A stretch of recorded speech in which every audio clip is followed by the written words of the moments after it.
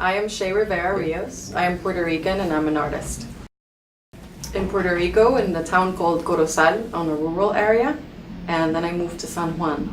My parents lived in this little house that was almost surrounded by a forest, but it was nice because I got to play around out in the environment, and I had my little brother and my little cousins, and we often played games and rode our bikes and things like that.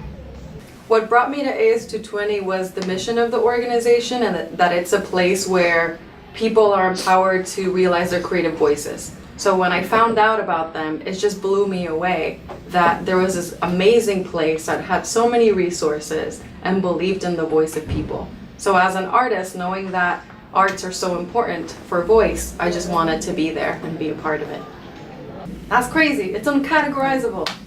I usually say I'm multi-genre because I just like using whatever I have in my hands. So I love video, I love installation, I love performance art, and just whatever I can use to make that. I like creating experiences, so it's a little bit on the theater side, but it just takes so many shapes. With my work, I want people to know about my culture in ways in which I and my family and my people are center to that, instead of often being told by other people who we are.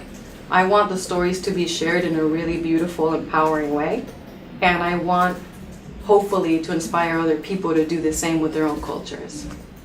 I think when we detach art from culture, it just becomes a commodity and an object, but when art is with culture, that's when we create meaning. We get together, we make music, we make food, we make theater, we just make all these beautiful things, and we can talk about our identities, who we are, whether we're Puerto Rican or Dominican or Laotian or whatever you identify or wherever you identify.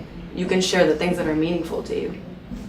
Art history ends up leaving out a lot of stories of people, and we usually, this society usually looks into Western European models of art and doesn't give enough credit or validation to Indigenous and Afro-Caribbean art.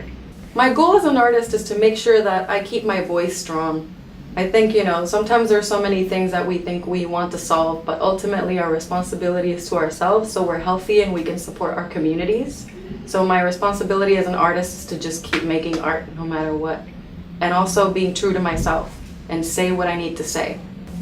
That was a really important event that happened and connected our community in a lot of ways. It was a really awful situation that only made it more evident all the other problems that were happening in the island. And all my family's there. Everyone that was Puerto Rican that I met while I was living here in the US for the past 8 years, we all connected and checked in. Where's your uncle? Where's your father? Where's your siblings? What do you need? We collected donations. We did a lot of work.